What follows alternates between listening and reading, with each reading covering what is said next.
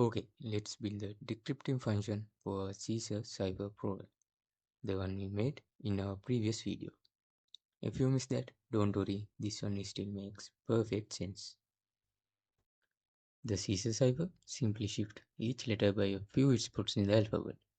So yeah, readable text turned into total junk.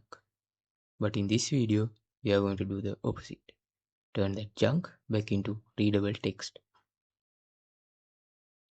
In my last video, I typed some text and got a secret message.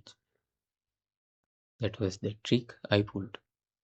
But you caught it, right? If not, no worries. You'll figure it out later in this video. Now, let's clean up our previous code a bit and start from here. Okay, let's create a function called decrypt.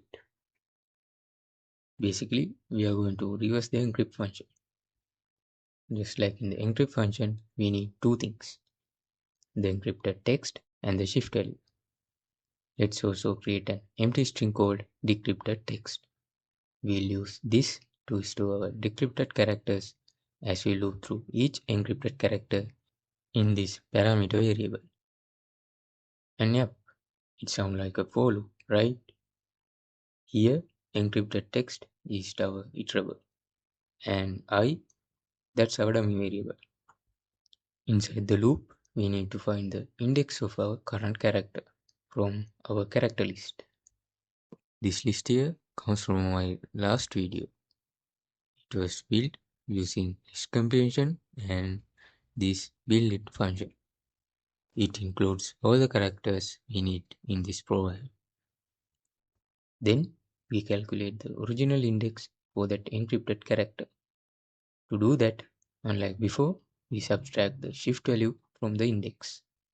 But wait, what if the original index becomes negative? Not a problem, because Python supports negative indexing. So -1 actually points to the last element in the list. But hey, what if the shift value is huge? Then we might exceed the limits of our character list. That's where our old friend, the modulus operator, comes in. This gives us the remainder value after a division. So let's modulus this by the length of our character list, as we did before in the encrypt function. Next, we grab the original character using that index and add it to our decrypted text variable. When the loop is done, we simply return the decrypted text at the end of our function. Alright, time for a little demo of our function. We'll need two inputs, the encrypted text and the shift value. We'll ask for them using the input function. Input function returns strings, so we have to convert shift value into an integer. Then we call our decrypt function and finally print the results. Let's run the script.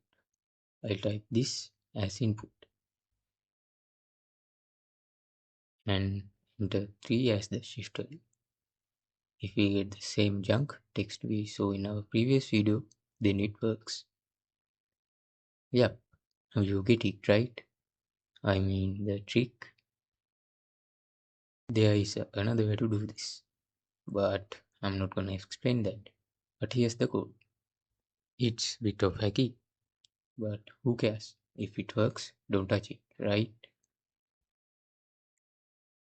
Anyway, if you like this video, check out my next one where we'll turn this into a proper CLI application.